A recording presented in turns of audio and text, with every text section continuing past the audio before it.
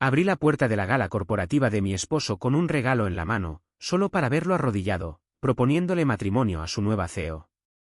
Mi propia hermanastra. ¿Dejarías a mi pobre y frígida esposa para casarte conmigo?, preguntó. Todos rieron. Luego, mi hermanastra dijo, sí.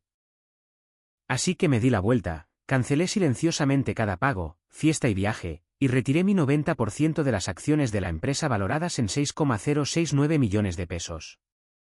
Minutos después, mi teléfono se iluminó con 156 llamadas perdidas. Hola a todos. Gracias por estar aquí conmigo hoy. Antes de comenzar mi historia, me encantaría saber desde qué ciudad nos acompañan. Por favor, no duden en compartirlo en los comentarios. Pónganse cómodos. Tal vez prepárense una taza de té. Tengo el presentimiento de que esta será una larga conversación. ¿Conocen esa sensación cuando entras a una habitación y simplemente sabes que algo anda mal? No es algo que puedas ver o tocar. Es palpable en el aire, una carga estática que hace que se te erice el vello de los brazos, como la tensa calma que precede a una tormenta devastadora. O ese sexto sentido del que mi abuela siempre alardeaba. Eso fue exactamente lo que me golpeó, como una fuerza física, en el instante en que mis tacones resonaron contra el piso de mármol del gran salón de baile del Hotel Presidente Intercontinental en la Ciudad de México. Incluso antes de salir del departamento esa noche, algo se sentía raro. Me quedé parada frente al espejo de mi vestidor, un espacio en el que Max había insistido, lleno de ropa que rara vez usaba. Había elegido un traje sastre azul marino, sencillo y elegante, poderoso, pero discreto. Esa era yo. Yo era los cimientos, las vigas de acero ocultas detrás de la hermosa fachada. Me puse los aretes de diamantes que Max me había dado para nuestro 5º aniversario. Recuerdo que esa noche armó un gran espectáculo en un restaurante exclusivo en Polanco, diciéndome que yo era la roca sobre la cual se construía su éxito. Toqué uno de los fríos diamantes, y una extraña sensación de ironía me invadió. Después de todo, hasta la roca más sólida puede hacerse añicos.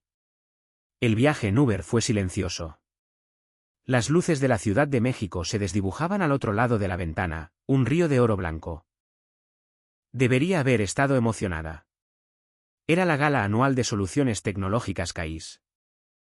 Mi empresa, la que había fundado en una oficina polvorienta y estrecha, con muebles de segunda mano y un sueño alimentado por café tibio y una pequeña herencia de mi abuela.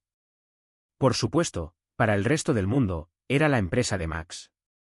Él era el rostro público, guapo y carismático. Yo era la genio solitaria, la programadora que prefería la lógica limpia de los algoritmos a la sucia política de la sala de juntas. Era un papel que había aceptado, e incluso abrazado durante años. Por él, por nosotros. Cuando llegué, el lugar exudaba dinero. Era casi vulgar. Candelabros de cristal, cada uno del tamaño de un auto pequeño, colgaban del techo como fuegos artificiales congelados, esparciendo luz prismática por todas partes. Los pisos estaban tan pulidos que podías ver las líneas de cansancio alrededor de tus propios ojos en su reflejo. Este era el lujo obsceno que Max amaba, el tipo de lujo que gritaba a los 4 vientos, nos sobran los billetes. Todo ello pagado por el trabajo silencioso e incansable del código que yo había escrito. Sostenía una pequeña caja de regalo elegantemente envuelta. Se veía ridículamente diminuta en la inmensidad del salón. Adentro había un Patek Philippe Vintage de 1958. Un clásico brillante y discreto, una obra maestra de la ingeniería. Era todo lo que yo admiraba. Max lo había mencionado de pasada meses atrás, señalándolo en una revista de lujo mientras esperábamos un vuelo en el AICM. Al día siguiente, él ya lo había olvidado, pero yo no.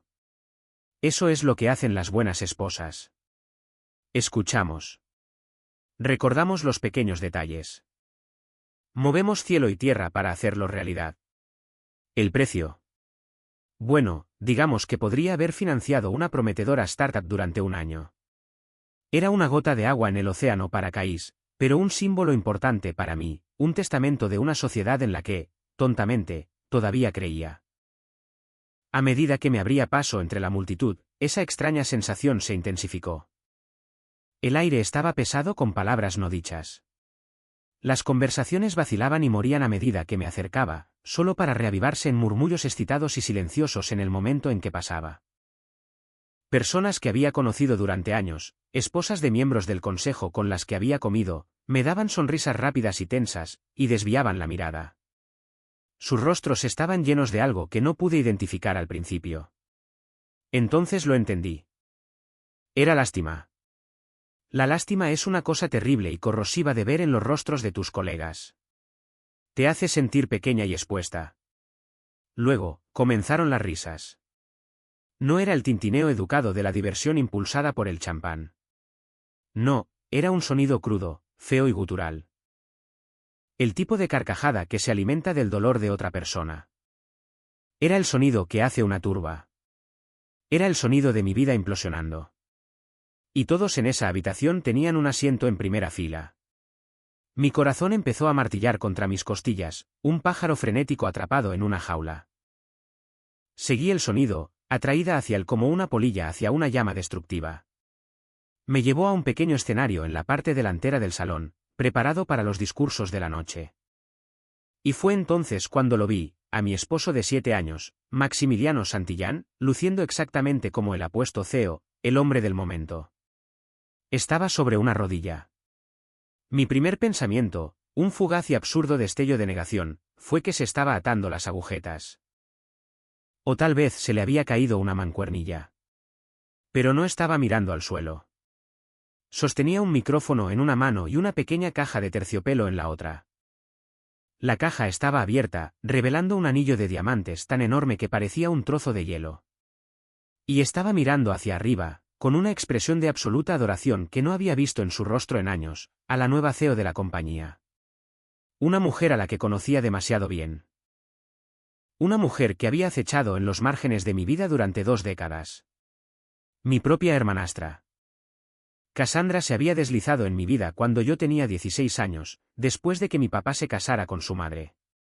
Cassandra era todo ángulos afilados y una sonrisa depredadora, con un talento para encontrar tu mayor inseguridad y presionar sobre ella hasta quebrarte. Desde el primer día, había convertido en su misión quitarme todo lo que era mío. La atención de mi padre, mis amigos, mis pequeños triunfos de adolescente. Ahora, parecía que finalmente estaba dando su golpe maestro. La voz de Max, amplificada por el sistema de sonido de última generación cuyo presupuesto yo había aprobado personalmente, retumbó por todo el salón. Cada palabra era una daga perfectamente elaborada, afilada durante meses de reuniones secretas y promesas susurradas, apuntada directamente a mi corazón. Cassandra, dijo, con la voz destilando una falsa emoción teatral que me puso la piel de gallina. ¿Te casarías conmigo? Hizo una pausa, un maestro del espectáculo saboreando el momento, dejando que la multitud colgara de cada una de sus palabras, mientras giraba la cabeza ligeramente, solo lo suficiente para asegurarse de que yo pudiera ver la cruel sonrisa que se formaba en sus labios. Estoy listo para dejar a mi pobre y fea esposa por ti en este mismo momento. La habitación estalló. Las risas fueron un golpe físico, una fuerza concusiva que me sacó el aire y me envió un rugido a los oídos. Era un maremoto de humillación, y me estaba ahogando en él, asfixiándome bajo el peso de cientos de ojos burlones. Podía ver los teléfonos celulares, un mar de ellos sostenidos en alto, con sus pequeñas luces rojas de grabación parpadeando como luciérnagas malévolas, capturando mi ejecución pública para la eternidad. Mi hermanastra, Cassandra, miró hacia abajo a mi esposo. Su sonrisa fue la cosa más aterradora que jamás había visto. Era una sonrisa de triunfo puro y absoluto. Exactamente la misma sonrisa que vi cuando convenció a mi padre de que yo había sido quien rompió el florero favorito de nuestra madre. Se inclinó hacia el micrófono que él le sostenía. Su voz era tan suave y dulce como el veneno. Sí, dijo, con la voz resonando clara como una campana. ¿Acepto? El rugido que siguió fue ensordecedor. Gritos, silbidos, aplausos atronadores. Le estaban dando una ovación de pie, celebrando como si acabaran de presenciar una boda real en lugar de la destrucción sistemática y brutal de mi vida. Max le deslizó el anillo en el dedo, se levantó y la atrajo para darle un beso profundo y dramático, de película de Hollywood. Alguien cerca de mí incluso vitoreó. Yo simplemente me quedé allí paralizada, todavía sosteniendo ese estúpido y caro reloj en su estúpida envoltura perfecta, viendo a mi esposo besar a mi hermanastra mientras cientos de personas que habían comido en mi mesa y me habían sonreído a la cara, lo celebraban. El reloj en mi mano de repente se sintió increíblemente pesado, un peso muerto, símbolo de un amor que nunca había sido real. El movimiento esperado, el que todos en esa habitación aguardaban, era que gritara. Que corriera hasta ahí y arañara el rostro perfectamente presumido de Cassandra, que lanzara la caja de regalo, que causara una escena tan épica que hablarían de ella durante años, darles el entretenimiento que sentían que se les debía. Nada entretiene tanto a los ricos como ver a alguien perder su dignidad, cuidadosamente construida, en público. Pero esto es lo que aprendes después de pasar 15 años mirando al frío corazón binario de una computadora, construyendo sistemas complejos a partir de nada más que lógica y fuerza de voluntad, aprendes a desapegarte. Aprendes que la emoción es un riesgo. Aprendes a jugar a largo plazo. Aprendes que la mejor venganza no es un estallido emocional, acalorado y desordenado. Es un desmantelamiento frío, metódico y sistemático. Es un algoritmo de destrucción bellamente escrito. Así que, en lugar de darles el colapso que ansiaban, la dramática confrontación que todos estaban grabando en secreto, hice algo que confundió a cada una de las personas en esa sala. Me di la vuelta. Sin gritos, sin lágrimas, sin declaraciones dramáticas. Simplemente giré sobre mis talones, con la espalda recta y la barbilla en alto, como si estuviera saliendo de una junta directiva particularmente aburrida que se había alargado demasiado. La caja de regalo permaneció firmemente en mis manos, ni loca iba a dejar atrás una pequeña fortuna en artesanía suiza y mi propio buen gusto para esos buitres. La energía en la habitación cambió mientras me movía. Era palpable. Una ola de confusión onduló a través de la multitud. Esto no estaba en el guión. ¿Dónde estaba la rabia, la histeria, el colapso público que les daría algo jugoso de qué chismear en el Brum durante los próximos 6 meses? Seguí caminando, con pasos firmes y medidos sobre el frío mármol. Pasé junto a la fuente de champán, un monumento al exceso que probablemente costó más que mi primer año de universidad. Pasé junto a la escultura de hielo con el logo de Caistech, un testimonio brillante y perfecto del trabajo de mi vida que ya empezaba a derretirse bajo el calor de 1000 pequeñas traiciones. El cuarteto de cuerdas había dejado de tocar, con sus arcos suspendidos sobre los instrumentos mientras veían desarrollarse el verdadero drama. El portero, un chico nuevo que no reconocí, probablemente contratado solo para el evento, me abrió las enormes puertas de latón. Su rostro era una máscara de confusión profesional. Le di un leve y educado asentimiento. Salí a la fresca noche de la Ciudad de México. La sinfonía honesta y caótica de la ciudad, los claxones sonando, las sirenas a lo lejos, el zumbido de 1.000.000 de vidas, se sintió más real y reconfortante que el drama prefabricado del que acababa de escapar. Mi Uber ya estaba allí, un sedán negro esperando silenciosamente en la acera. Lo había pedido en el segundo que escuché la voz de Max en ese micrófono. En el segundo que entendí. Puedo ser muchas cosas, una tonta, una cornuda, una mujer humillada públicamente, pero estúpida no es una de ellas. Me deslicé en el asiento trasero, sintiendo el cuero frío contra mi piel. El conductor, un hombre de unos 50 años con ojos amables, me miró por el espejo retrovisor. Observó mi traje sastre y la caja de regalo plateada que yo aferraba como un salvavidas. ¿Noche difícil?, preguntó en voz baja. Es curiosa la amabilidad de los extraños. A veces es la única amabilidad que recibes. Miré por la ventana hacia la reluciente fachada del hotel donde la fiesta ya volvía a estar en pleno apogeo. Las siluetas de los fiesteros felices bailando detrás del cristal. Pensé en Max y Cassandra brindando por su nueva vida con mi champán. No, dije, mientras una extraña y fría sonrisa se dibujaba en mis propios labios. Lo dije con cada fibra de mi ser. Se está poniendo mejor por minutos. Pensaron que habían ganado. Pensaron que se lo habían llevado todo. Pero los pobres e idiotas desgraciados no tenían ni idea de lo que se les venía encima. La verdadera fiesta apenas acababa de comenzar. Mi lujoso penthouse en Paseo de la Reforma se sentía diferente cuando entré. Físicamente, por supuesto, todo era igual, el ridículamente caro e incómodo sofá blanco en el que Max había insistido, las pretenciosas piezas de arte abstracto que costaban más que el salario anual de un maestro. Las ventanas de piso a techo que presumían de una vista de $1.000.000 de una ciudad que acababa de presenciar mi total humillación. Pero la energía, el aire mismo en las habitaciones había cambiado. Se sentía más ligero, como si una válvula de presión que se había estado apretando lentamente durante años finalmente se hubiera liberado. La asfixiante pretensión había desaparecido. Entré en la cocina y lancé la caja de regalo sobre la reluciente isla de mármol. Aterrizó con un ruido sordo y definitivo junto a un tazón de higos orgánicos que probablemente costaron 850 pesos. Nuestra vida. Tenía que dejar de pensar así. Mi vida se había convertido en una actuación, en un tablero de visión digno de Instagram sobre un éxito completamente vacío. Fui directo a la cantina. Pasé de largo el champán, los vodkas, las ginebras. Alcancé la botella de Macallan 25 años. De la buena. La botella a la que Max siempre se refería con condescendencia como el pasatiempo de Clarita. Como si mi aprecio por un fino single malt fuera una peculiaridad pintoresca, como coleccionar estampillas. Esta noche no era un pasatiempo. Era medicina. Era combustible. Serví 3 dedos en un pesado vaso de cristal. Solo. El ardor del whisky al bajar fue agudo y limpio. Se sintió honesto, brutalmente honesto, de una manera que nada más en mi vida había sido durante meses, tal vez años. Me había estado mintiendo a mí misma durante tanto tiempo sobre en qué se había convertido mi matrimonio que había olvidado a que sabía la pura verdad. Resulta que sabe a whisky caro y a la promesa de una furia fría y justiciera.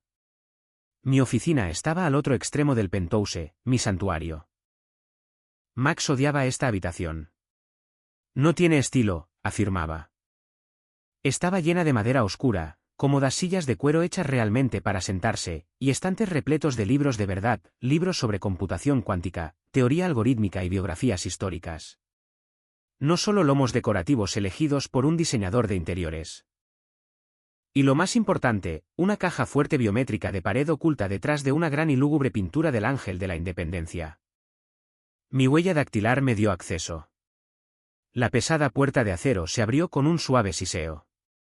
Metí la mano y saqué una carpeta de cuero negro. Se sentía fría y sólida en mis manos. La etiqueta, impresa con una rotuladora en mi propia y pulcra letra de molde, decía, activos principales. Max se había reído de mí por guardar copias físicas de todo lo importante. ¿Quién necesita papel hoy en día, Clara? Todo está en la nube, se había burlado. La mujer que diseñó y construyó la maldita arquitectura de la nube y conocía todas sus vulnerabilidades. ¿Esa es quién? La mujer que entendía que, en un divorcio contencioso, los abogados y los jueces prefieren un rastro de papel tangible. La mujer que había notado cómo los almuerzos de negocios de su esposo con su propia hermanastra se volvían cada vez más frecuentes y duraban mucho más de lo que cualquier negocio requería. Esa es quien necesita papel. Extendí el contenido sobre la amplia superficie de mi escritorio de caoba. Cada documento era un ladrillo en los cimientos del imperio que yo había construido. Los documentos de incorporación originales de soluciones tecnológicas CAIS, presentados hace 7 años. Mi firma, audaz y clara. La de Max, un poco demasiado extravagante. Él poseía el 10% de la empresa. Yo poseía el 90%. Le había dado ese 10% como regalo de bodas. Un gesto de sociedad. Un gesto que ahora se sentía profundamente ingenuo. Luego estaban los otros papeles, las 23 solicitudes de patentes separadas, cada una representando miles de horas de mi vida. Miles de líneas de código, miles de momentos de frustración y descubrimiento, todos registrados con mi nombre, Clara Velasco, como la inventora principal. Estas patentes eran el motor de la empresa. Eran el ingrediente secreto que generaba el 99% de los ingresos de CAISTech. Habían financiado nuestro estilo de vida, este penthouse, los costosos trajes de Maxi, ahora me daba cuenta con repugnante claridad, el reciente ascenso de Cassandra a CEO. Y finalmente, los estados de cuenta bancarios desde el principio, el capital semilla para CAIS, una transferencia electrónica de 3.4 millones de pesos que provino directamente de mi cuenta de ahorros personal, lo último de la herencia de mi abuela. La nota en su testamento había sido específica, para tus sueños, Clara, había escrito, no los de nadie más. Construye algo que perdure. Bendito sea su sabio y práctico corazón. Saqué mi laptop, mis dedos volando por el teclado.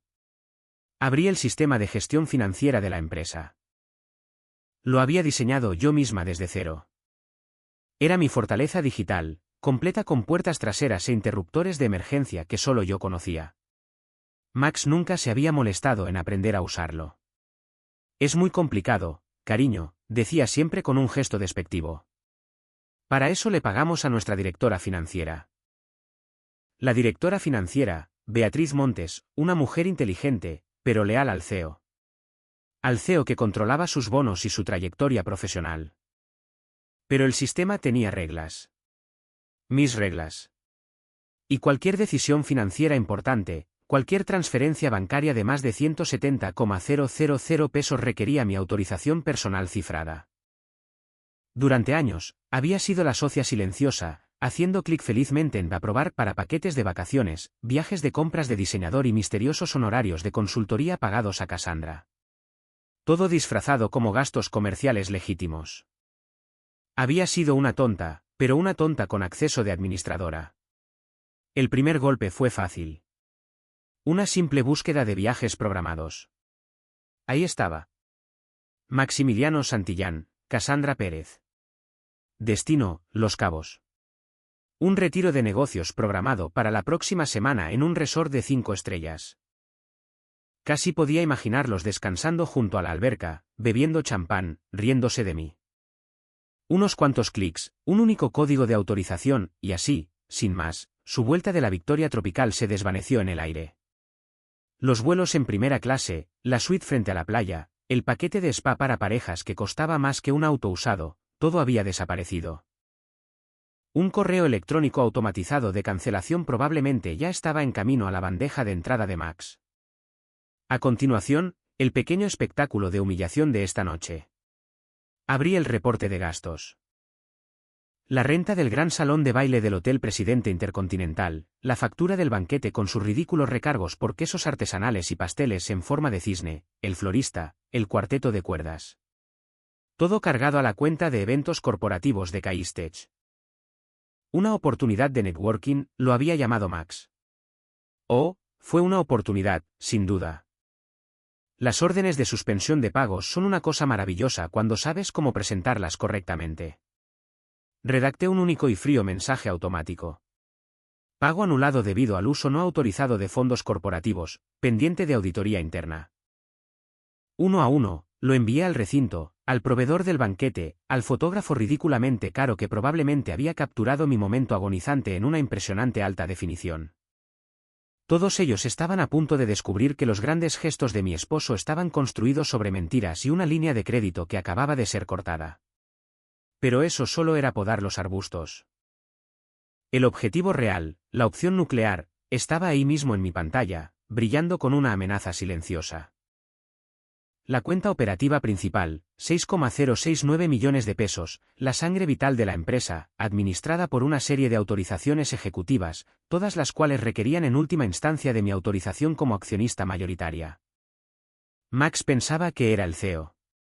El consejo pensaba que él era el CEO.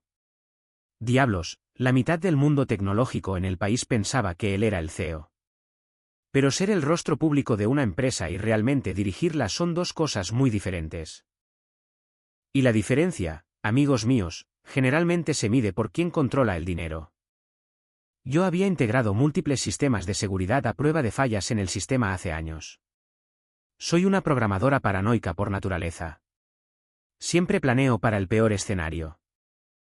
Cada decisión importante, cada transferencia significativa requería mi firma digital utilizando autenticación de 2 factores vinculada a una llave de seguridad física que guardaba en mi caja fuerte. Era un sistema a prueba de balas. Asumiendo que ambos ejecutivos operaran de buena fe. Esa suposición había sido un error de cálculo catastrófico. El bloqueo del sistema tardó exactamente 30 segundos en implementarse. Apareció un cuadro de diálogo, uno que yo misma había diseñado. Decía, iniciar protocolo financiero de emergencia. Si /no. Hice clic en sí. Apareció un segundo cuadro, Esto congelará todos los gastos salientes y requerirá la autorización del accionista principal para revertirse. Confirmar. Mi dedo se detuvo sobre el mouse. Este era el momento, el punto de no retorno. Pensé en las crueles palabras de Max. Pensé en la sonrisa triunfante de Cassandra. Pensé en las risas. Hice clic en confirmar. Y así como así, Soluciones Tecnológicas CAIS quedó financieramente paralizada. Sin transferencias, sin pagos, sin acceso a los fondos operativos. Toda la maquinaria corporativa se detuvo con un chirrido, silenciada por un solo y vengativo clic. Mi teléfono, que había dejado en el escritorio, comenzó a vibrar casi de inmediato. No paraba. Se iluminó como un árbol de Navidad desquiciado, zumbando violentamente contra la madera pulida. El nombre de Max parpadeó en la pantalla. Luego el de Cassandra. Luego el de nuestra directora financiera, Beatriz, su nombre apareciendo en un rojo frenético. Luego números que no reconocí, pero podía adivinar fácilmente que pertenecían a miembros del consejo muy enojados y muy confundidos, cuyas carteras estaban a punto de caer en picada. Levanté el teléfono, observé el caos desarrollándose en su pantalla, y con una sensación de profunda calma, lo apagué. Me serví otro whisky. Afuera, la Ciudad de México brillaba, ajena a todo. Habían cometido el crimen perfecto. Pensaron que me habían robado la vida, mi dignidad y mi confianza, todo mientras me hacían pagar la cuenta por el privilegio. Pero habían cometido un error crucial y fatal. Olvidaron que en los negocios, al igual que en el código, la persona que construye el sistema es la única que realmente sabe cómo reducirlo a cenizas. Y yo apenas estaba empezando. Me desperté al amanecer después de tal vez 3 horas de sueño, sintiéndome más lúcida y viva que en años. La luz de la mañana que entraba a raudales por mis ventanas se sentía diferente, más limpia, como si la ciudad misma hubiera sido restregada de la inmundicia de anoche. Volví a encender mi teléfono. Era un apocalipsis digital. 156 llamadas perdidas, 283 mensajes de texto, el equivalente a una novela corta en mensajes de voz. Primero de pánico, luego de enojo y finalmente de súplica. Los ignoré todos y fui a prepararme un café. No el pretencioso café de origen único vertido artesanalmente en el que Max insistía, sino café de verdad, un buen tueste oscuro a la antigua que podría despertar a los muertos y que no requería de una tesis para describir su perfil de sabor. La cocina se sentía enorme y benditamente silenciosa.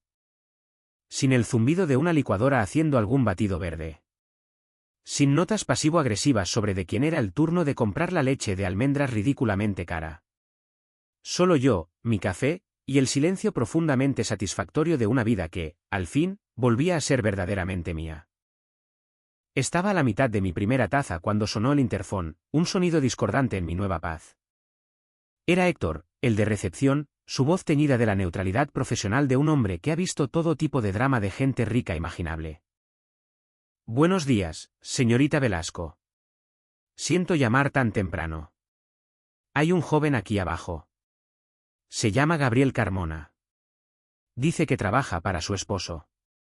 Está bastante alterado, señora. Gabo, el asistente ejecutivo de Max. Un buen chico, inteligente, ambicioso, recién salido de la escuela de negocios con una montaña de deudas estudiantiles. Simplemente se había subido al barco equivocado. Sentí una punzada de simpatía por él. Era solo un daño colateral en una guerra que ni siquiera sabía que se estaba librando. Déjelo subir, Héctor. Gracias. Tuve el tiempo justo para ponerme una bata de seda antes de que Gabo irrumpiera por mi puerta principal. Parecía un huracán de pánico y loción barata. Su cabello, normalmente impecable, era un desastre. Su corbata estaba torcida y aferraba su vaso de Starbucks con los nudillos blancos, como si fuera un salvavidas. Señorita Velasco, gracias a Dios que está aquí, balbuceó, con las palabras tropezándose en un torrente frenético. Ha habido algún tipo de falla técnica masiva. Una falla del sistema en cascada. Creo. Las cuentas están todas congeladas. La nómina de la oficina de Monterrey se debe pagar en 2 horas y no podemos procesarla. La junta de inversionistas de esta mañana se canceló porque la reserva de la sala de conferencias no pasó y la tarjeta Amex corporativa de Max fue declinada en Starbucks. ¿En Starbucks? Señorita Velasco. Él está perdiendo la cabeza por completo, porque la tarjeta de Cassandra también fue declinada, y su viaje al Caribe fue cancelado, y ha estado al teléfono con el banco y dicen que es un problema de autorización interna. Y Gabo, lo interrumpí, levantando una mano. Mi voz era calmada, un marcado contraste con su histeria. ¿Respira? Él aspiró una bocanada de aire tembloroso, con los ojos muy abiertos, con la esperanza desesperada de alguien que busca a un salvador. ¿Puede arreglarlo? Max dijo que probablemente era solo un problema del servidor, algo con el firewall que usted diseñó. Dijo, Clara construyó todos los sistemas, así que ella es la única que puede arreglarlo. ¿Max te envió, Gabo? Pregunté, con voz aún suave. Él se desinfló un poco, mirando hacia sus zapatos. Sí, señora. Dijo que querría saber sobre las fallas técnicas de inmediato para, ya sabe, proteger la empresa. Fallas técnicas. Eso era de risa. Él todavía creía que esto era un error en el sistema, no una función trabajando exactamente como fue diseñada. Había pasado tantos años jugando al rey que olvidó quién construyó realmente el castillo y quién tenía todas las llaves. Gabo, le dije, y mi tono se volvió un poco más firme. ¿Estuviste en la fiesta anoche? Su rostro pasó por unas 6 emociones diferentes en el lapso de 2 segundos. Confusión, reconocimiento incipiente, vergüenza aguda y, finalmente, una comprensión enfermiza y horrorizada que me hizo compadecerme genuinamente de él. Asintió, con la mirada pegada al suelo de mármol. Ya veo. Me di la vuelta y caminé hacia mi escritorio. Tomé un grueso sobre Manila que había preparado mientras él subía en el elevador. Necesito que le entregues esto en mano a Max. Tiene 24 horas para responder. Sin prórrogas, sin negociaciones. Dile que el reloj empezó a correr en el segundo en que saliste por esta puerta. Gabo tomó el sobre como si fuera radiactivo. ¿Qué? ¿Qué le digo sobre las cuentas, la nómina, las juntas? Dile la verdad, dije, mirándolo fijamente a los ojos, queriendo que captara la gravedad del mensaje que estaba a punto de entregar. Dile que no hay fallas técnicas. Dile que el sistema funciona perfectamente, exactamente como fue diseñado. Dile que a veces, cuando decides quemar un puente, descubres que estabas parado en el lado equivocado del río. Dile eso. Él solo parpadeó, la metáfora voló claramente por encima de su cabeza, privada de sueño. Señorita Velasco, no entiendo qué está pasando. Suspiré. Era un buen chico. Merecía algo mejor que trabajar para una víbora como Max. Gabo, ¿cuánto tiempo llevas trabajando para la empresa? 2 años, señora. Y en esos 2 años, ¿cuántas decisiones comerciales importantes, cuántos contratos de más de $1 millón has visto a Max firmar sin mi autorización final? Lo pensó, frunciendo el ceño en señal de concentración. Prácticamente podía ver los engranajes girando en su cabeza mientras empezaba a conectar los puntos que habían estado justo frente a él durante 2 años. La forma en que Max siempre decía, déjame revisarlo con Clara. La forma en que mi firma digital era el paso final requerido en cada adquisición y sociedad importante. No creo haberlo visto nunca hacer un movimiento importante sin su visto bueno final. Eso es porque no puede, afirmé simplemente. Caístes no es su empresa, Gabo. Nunca lo fue. Yo la fundé. Yo la financié. Mis patentes son su sangre vital. Él ha sido un portavoz muy bien pagado, una cara pública. Pero nunca, ni un solo día, ha estado a cargo. Dejé que asimilara eso.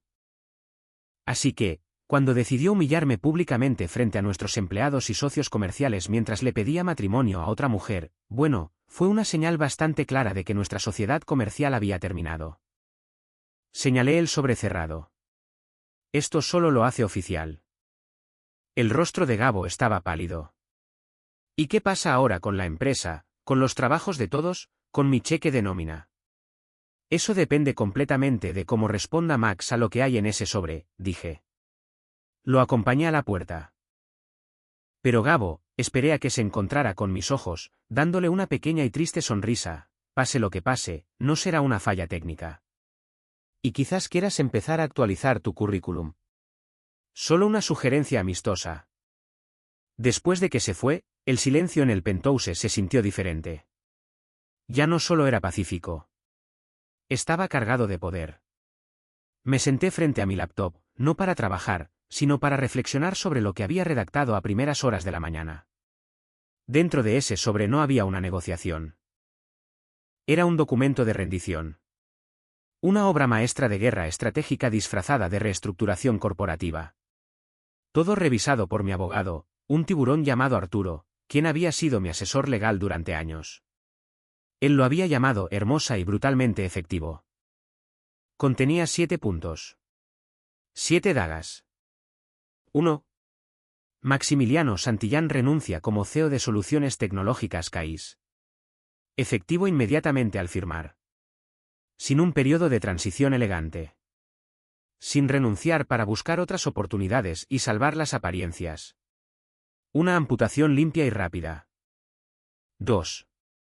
Cassandra Pérez queda permanentemente vetada de cualquier participación comercial, acuerdos de consultoría o relaciones contractuales con CAIS o cualquiera de sus filiales. Su pequeño golpe de estado en la sala de juntas había terminado antes de empezar. 3. Yo, Clara Velasco, asumo los roles de CEO y directora financiera interina, con poder de veto ilimitado sobre cualquier gasto corporativo que exceda los 17,000 pesos. Cada café, cada comida, cada gasto comercial fraudulento ahora requeriría mi aprobación personal, línea por línea. 4. Este era el que lo destruiría. Maximiliano Santillán se compromete a reembolsar la suma de 79,9 millones de pesos a la empresa por gastos personales indebidos y malversación de fondos corporativos, pagaderos en cuotas estructuradas durante un periodo de 5 años. Había pasado toda la noche haciendo los cálculos, auditando años de reportes de gastos. Era cada centavo de los fondos corporativos que había despilfarrado en su lujoso estilo de vida, cada tratamiento de spa, cada viaje de compras, cada vuelo en primera clase, cada hotel de 5 estrellas. Todo detallado y listo para ser cobrado. 5. Max emitirá una declaración pública, redactada por mí, dentro de las 72 horas posteriores a la firma, reconociéndome como la fundadora, arquitecta principal y accionista mayoritaria del 90%. Después de 7 años de que él recibiera los aplausos por mi trabajo, era hora de que el mundo conociera la verdad. 6. Todos los beneficios corporativos previamente extendidos a él quedan terminados por la presente. El acceso al jet privado, las tarjetas de crédito corporativas ilimitadas, el asistente ejecutivo, el auto de la empresa, todo su cómodo estilo de vida, financiado por mis algoritmos, había terminado oficialmente. Y el séptimo y último término, mi favorito personal, un acuerdo de confidencialidad férreo y exhaustivo. Por un periodo de 5 años, se le prohibió escribir unas memorias, dar una entrevista a los medios, aparecer en un podcast o hacer cualquier comentario público de cualquier tipo sobre su antiguo papel o relación con la empresa. 5 años de silencio. El hombre que había construido toda su carrera hablando sobre el trabajo que no hizo estaba a punto de quedarse absolutamente sin nada que decir. Era duro, destruiría su carrera. Era, sin duda, lo más despiadado que había hecho en mi vida. Pero era total y hermosamente legal. Tenía 23 horas y contando para firmar el final de su vida. Era el momento de ver si era mejor para las matemáticas que para ser esposo. Esperaba el toque en la puerta alrededor de las 10 de la noche. Para esa hora, la tercera botella de vino ya habría hecho efecto, y la bravuconería se habría disuelto en puro pánico líquido. Él aguantó hasta las 11:30 de la noche. Los golpes en mi puerta principal no eran el toque educado de un visitante. Eran los martillazos frenéticos y desesperados de un hombre que acababa de darse cuenta de que todo su mundo era un castillo de naipes y un huracán lo estaba arrasando. Me tomé mi tiempo para llegar a la puerta, saboreando el insignificante acto de hacerlo esperar. Durante 7 años, él había hecho alarde de todo el poder social, el reconocimiento público. Me había hecho sentir como un personaje de fondo en la historia de mi propia vida. Esta noche, finalmente, las tornas habían cambiado, y yo iba a disfrutar cada segundo de verlo darse cuenta de ello. Cuando abrí la puerta, Se veía casi patético. Parecía que había sido atropellado por un tornado hecho completamente de consecuencias.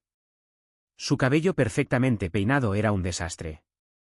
Su caro traje estaba arrugado y manchado con algo que parecía sospechosamente vino tinto. Su rostro seguro y normalmente bronceado estaba pálido y surcado de lágrimas.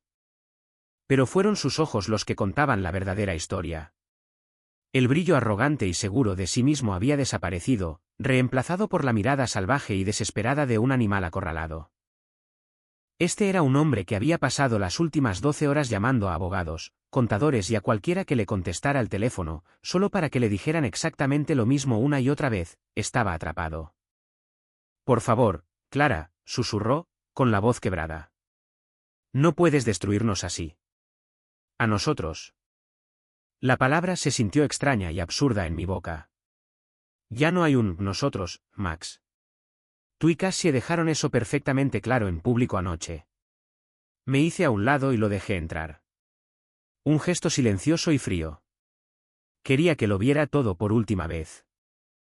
Este penthouse, esta vida de lujo obsceno, comprada con el dinero que yo había ganado escribiendo código en una habitación oscura mientras él salía a construir relaciones en almuerzos de caridad y hoteles de 5 estrellas.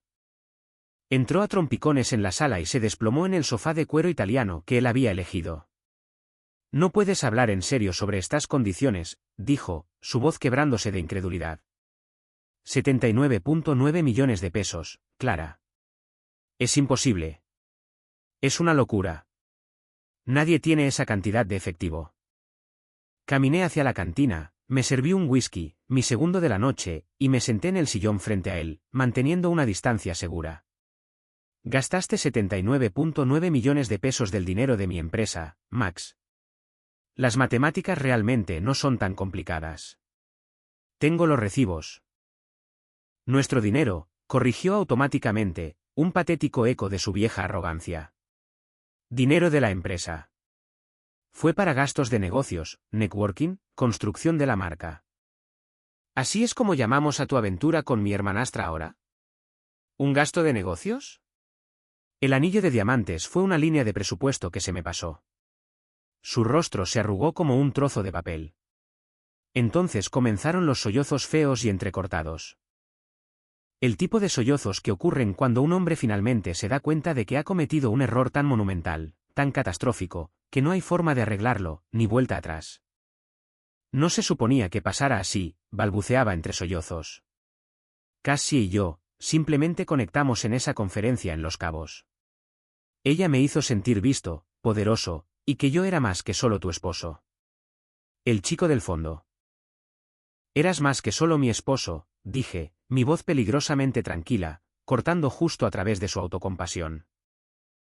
Eras mi socio, mi cofundador, la persona en la que confié la mitad del trabajo de mi vida. Y lo tiraste todo a la basura. ¿Para qué? Para una mujer que orquestó tu propuesta como un espectáculo de humillación pública. Muy romántico, Max. Con mucha clase. Fue idea de Cassie, lloró, las palabras saliendo de su boca en un torrente desesperado, como si confesarlo de alguna manera lo absolviera. Dijo que sería divertido, una forma de sacudir las cosas, de hacerte dar cuenta de cuánto me necesitabas. Dijo que pelearías por mí, que armarías una escena, y que eso probaría cuánto te importaba. Ella planeó todo. Lo miré, con el rostro como una máscara de piedra. O sea, todo esto fue una prueba retorcida y enferma. Destruiste nuestro matrimonio, mi reputación, frente a 400 personas solo para ver si yo armaría un espectáculo para su entretenimiento. ¿No fue? Fue exactamente eso, Max, lo interrumpí, inclinándome hacia adelante, mi voz bajando a un susurro helado.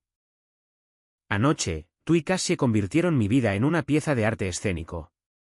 Ustedes eran las estrellas y yo era la tonta. Excepto que olvidaste un detalle minúsculo y crucial. La tonta para la que estabas actuando resulta ser la dueña del teatro. De la productora y del guión. Me borraste con mi propio dinero. Usaste mi trabajo para construir una plataforma para tu ego, y luego usaste esa plataforma para intentar ejecutarme públicamente. Esto no es un error, Max. Es una estrategia. Y yo juego a la estrategia mejor que nadie que hayas conocido. Miró a su alrededor entonces, sus ojos yendo del costoso arte a las vistas panorámicas, como si estuviera viendo todo por última vez. Lo cual, por supuesto, así era. Las condiciones son irrazonables, susurró, con voz pequeña y derrotada.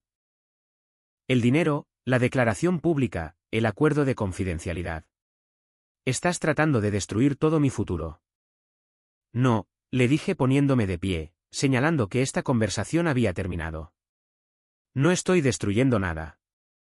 Solo me aseguro de que, por primera vez en tu vida, tu futuro esté basado completamente en tu propio trabajo en lugar del mío. Un concepto novedoso, lo sé. Me miró entonces, un último destello desesperado de astucia regresando a sus ojos. Grabaste la propuesta, ¿verdad? Vi a tu amiga con su teléfono afuera. Ese vídeo. Si sale a la luz, también destruiría a Cassie. Sus inversores. Su junta directiva. La crucificarían por la pesadilla de relaciones públicas. Podrías usarlo para presionarla. Podrías obligarla a ayudarme a pagar el acuerdo. Saqué mi teléfono. Efectivamente, le había pedido a una amiga entre la multitud que grabara todo. Encontré el archivo en mi galería. Reproduje unos segundos. Las risas feas, sus crueles palabras amplificadas, la sonrisa viciosa y triunfante de Cassie, toda la sórdida escena en perfecta y clara alta definición. Luego, mientras él miraba, con los ojos muy abiertos por una extraña y enferma esperanza, mi pulgar se movió deliberadamente por la pantalla. Toqué el icono de la papelera. Apareció una pequeña ventana de confirmación. Eliminar este vídeo. Esta acción no se puede deshacer. Toqué eliminar. Luego, solo para estar segura, entré a mi copia de seguridad en la nube y lo eliminé permanentemente de ahí también. ¿Qué estás haciendo?, jadeó, abalanzándose hacia adelante en el sofá, como si de alguna manera pudiera meter la mano en el teléfono y salvar el archivo. Ese era tu punto de presión. Tu prueba. No necesito usar a nadie, le dije, con una voz plana y definitiva mientras me guardaba el teléfono en el bolsillo. Tengo algo mejor. Tengo títulos de propiedad. Tengo registros de patentes. Tengo registros bancarios. Tengo 7 años de documentación que prueba exactamente quién construyó esta empresa y quién solo fingía dirigirla. Cassandra es un síntoma, Max. No la enfermedad. Vio una oportunidad y la tomó. Tú eres quien traicionó una sociedad de 7 años. Tú eres quien se gastó mi dinero. Tú eres quien firmará esos papeles. Se derrumbó entonces, verdadera y completamente. Sus hombros se sacudieron con ese tipo de sollozos profundos que desgarran el alma y que provienen del absoluto fondo del espíritu de una persona, el lugar donde guardan sus peores errores y mayores remordimientos. Firmaré, susurró entre lágrimas, la pelea había drenado completamente de él. Firmaré tus malditos papeles. Pero me estás destruyendo, Clara. Lo sabes, ¿verdad? Toda mi vida se acabó. No, le dije, caminando hacia la puerta principal y manteniéndola abierta para él. Solo me aseguro de que tu vida finalmente refleje tus contribuciones reales a nuestra sociedad. Tienes hasta el mediodía de mañana. Después de eso, los términos empeoran significativamente. Pasó a mi lado como un fantasma, el cascarón vacío del hombre al que una vez había amado inexplicablemente. En la puerta, se volvió una última vez. Su rostro era un desastre de lágrimas y desesperación, buscando cualquier signo de debilidad, cualquier grieta en mi resolución. Esta no eres tú, Clara. Su voz era una súplica patética. Esta venganza fría y calculadora. No es quien eres. Tienes razón, le dije, con mi mano firme en la perilla de la puerta. No es quien yo era. Y le cerré la puerta en la cara. Llamado a la acción. Si sigues escuchando, ¿podrías hacerme el favor de darle me gusta a este vídeo y comentar el número 1 aquí abajo? Así sabré que me has dado un like y que estás conmigo en este viaje. Su apoyo es un gran estímulo para mí. Por favor. Comenta el número 1 y déjame continuar mi historia. Una breve pausa, permitiendo que el peso emocional del momento se asiente. Luego, La historia continúa con un tono más tranquilo y profesional. A la mañana siguiente, me vestí para la guerra, un traje sastre de Tom Ford color azul marino que costó una pequeña fortuna, pero me hizo sentir como si llevara armadura. Tacones de cuero italiano que eran elegantes pero lo suficientemente sensatos como para mantenerme con los pies en la tierra, y los aretes de diamantes que Max me había comprado por nuestro 5º aniversario. Un último y silencioso vete al diablo antes de dirigirme a la oficina. Tuve una breve llamada de 10 minutos con mi abogado. Todo está en su lugar, Clara, dijo Arturo, con su voz como un gruñido grave. Los documentos son herméticos. No tiene margen de maniobra. Se acabó. La confirmación fue un bálsamo para mis nervios. La sala de juntas con paredes de cristal, en el piso 43, parecía una pecera llena de peces muy nerviosos y muy caros. Los 12 miembros del Consejo de Administración, hombres y mujeres que conocía desde hacía años, estaban sentados alrededor de una enorme mesa de conferencias de obsidiana, cada uno evitando cuidadosamente el contacto visual con los demás. Nuestra directora financiera, Beatriz Montes, revolvía papeles con energía frenética, el clic de su pluma marcando el ritmo como un metrónomo contando hacia una ejecución. Max estaba sentado en el otro extremo de la mesa, físicamente tan lejos de mí como lo permitía la geometría de la habitación. Estaba pálido y con los ojos hundidos, como si hubiera envejecido 10 años en las últimas 48 horas. Frente a él, colocado justo en el centro de su lugar, estaba el sobremanila firmado. Se había adelantado a mi límite del mediodía por exactamente 17 minutos. Un acto final y patético de sumisión. Caminé hacia mi asiento legítimo en la cabecera de la mesa. El suave y autoritario clic de mis tacones en el suelo de mármol fue el único sonido en el tenso y sofocante silencio. Me senté, coloqué mi propia copia del acuerdo firmado sobre la mesa y observé la habitación con calma. Buenos días, dije, mi voz clara y constante, sin revelar nada de la confusión de los últimos 2 días. Gracias a todos por estar aquí con tan poca anticipación. A partir de esta mañana, ha habido algunos cambios significativos en la estructura ejecutiva de CAIS. Dejé que eso quedara flotando en el aire por un momento, saboreando el destello de miedo y confusión en sus ojos. Con efecto inmediato, Maximiliano Santillán ha renunciado a su cargo como CEO. Se podría haber escuchado la caída de una acción en la bolsa. La pluma de Beatriz dejó de hacer clic en el aire. Congelada. Ricardo Riche Hinojosa, nuestro miembro de la Junta más antiguo, un hombre que había sido un mentor para mí en los primeros días, parecía que estaba sufriendo un infarto. Además, continué, mi voz tan fría y afilada como un bisturí, asumiré el papel de CEO, así como el recién creado cargo de directora de supervisión financiera, con autoridad de veto total sobre todos los gastos corporativos. Asimismo, a partir de esta mañana, Cassandra Pérez ha sido destituida de su cargo y se le prohíbe permanentemente cualquier tipo de participación en esta empresa o en sus filiales. Ahora, Max. Max parecía querer desaparecer en su silla, tal vez cavar un túnel directamente a través del suelo y emerger en algún lugar de los suburbios. Pero tenía un último papel que jugar en esta tragedia que había coescrito. Se puso de pie lentamente, agarrando una sola hoja de papel con las manos temblorosas. Esto era parte del trato, la confesión pública. Yo necesito hacer una declaración, comenzó, su voz quebrándose. No me miró. Miró hacia la pared del fondo, a un punto justo por encima de la cabeza de Ricardo Hinojosa. Deseo reconocer, leyó en un tono monótono, que Clara Velasco es la fundadora, arquitecta principal y accionista mayoritaria del 90% de Soluciones Tecnológicas CAIS. Ella desarrolló personalmente nuestros algoritmos centrales. Registró nuestras 23 patentes fundamentales y tomó las decisiones estratégicas que construyeron esta empresa hasta convertirla en lo que es hoy. Los miembros de la Junta miraban ahora de un lado a otro entre nosotros, con rostros que eran una mezcla de conmoción y repentina comprensión. Esto no era solo una renuncia. Era una abdicación total y completa, una confesión corporativa del más alto nivel. Yo era el rostro público de la empresa, continuó Max. Cada palabra parecía costarle algo esencial. Pero Clara siempre fue la verdadera líder, el modelo de negocio que genera nuestros ingresos. Todo eso provino de su trabajo, de su visión, de su financiamiento. Tomó un aliento tembloroso. Asumo toda la responsabilidad por tergiversar mi papel en el éxito de la empresa, y me disculpo con el consejo, con nuestros inversionistas y con Clara por cualquier confusión que mis acciones puedan haber causado. Se sentó abruptamente. La actuación finalmente había terminado. La sala volvió a caer en ese espeso y pesado silencio. Me levanté y caminé hacia el gran pizarrón blanco en la parte delantera de la habitación.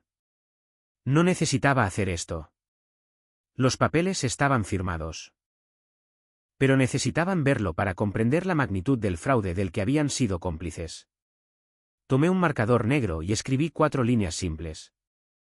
Ingresos generados por las patentes de Velasco en 7 años, 14,399 millones de pesos. Gastos corporativos autorizados por M. Santillán en 7 años, 79,9 millones de pesos. Decisiones comerciales clave tomadas únicamente por M. Santillán, 0.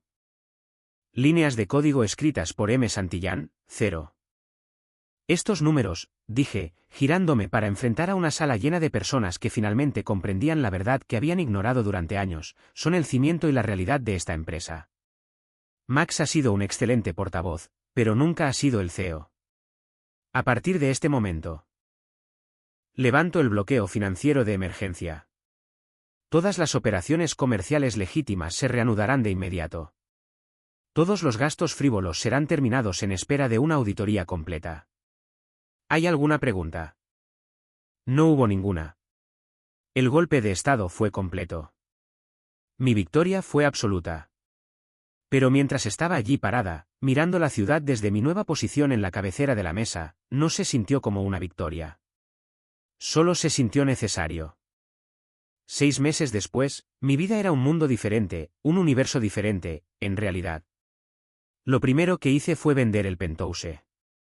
Todo ese mármol y cristal fríos se sentían como un mausoleo para una vida que ya no quería y para una mujer que ya no era.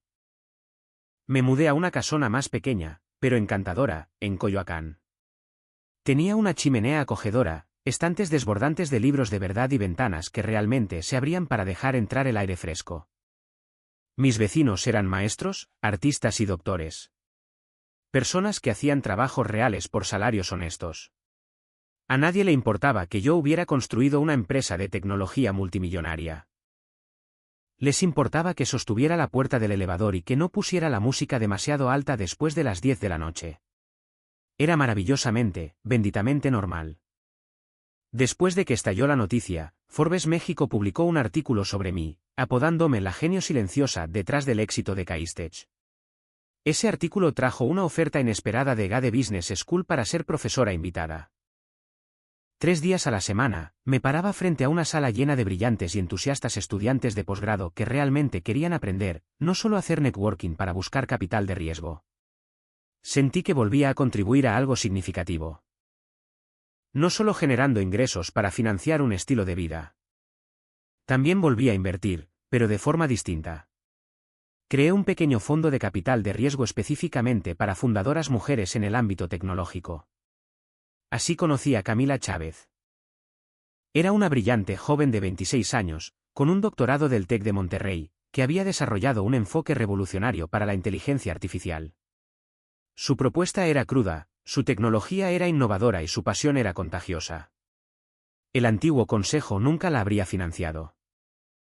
Le extendí un cheque por 340 millones de pesos allí mismo. Fue la mejor y más fácil decisión de negocios que he tomado. No solo estábamos construyendo una empresa. Estábamos construyendo un nuevo legado. Una carta llegó un martes lluvioso de octubre. El sobre era liso, la letra desconocida. Era de Max. Se había mudado de vuelta a su ciudad natal en Pachuca, Hidalgo, un lugar al que siempre había jurado que nunca regresaría. Estaba trabajando en una preparatoria local, administrando su departamento de informática, un trabajo con un salario modesto y 0 beneficios. Escribió que Cassandra lo había dejado el día que se finalizó el divorcio y se cortó su acceso a los pocos fondos que le quedaban. Ella le dijo que ya no era un activo de crecimiento. Dijo que estaba tomando clases nocturnas para aprender a programar. Dijo que finalmente estaba aprendiendo la diferencia entre ser importante y ser útil. Intentaste enseñarme eso durante años, decía la última línea. Siento haber tenido que perderlo todo para entender finalmente a qué te referías. Doblé la carta cuidadosamente y la guardé en una pequeña caja de madera donde guardo cosas de mi pasado. No olvidadas, pero terminadas. La guerra había terminado. Y para mi propia sorpresa, la paz silenciosa que siguió se sintió infinitamente mejor que la emoción de la victoria.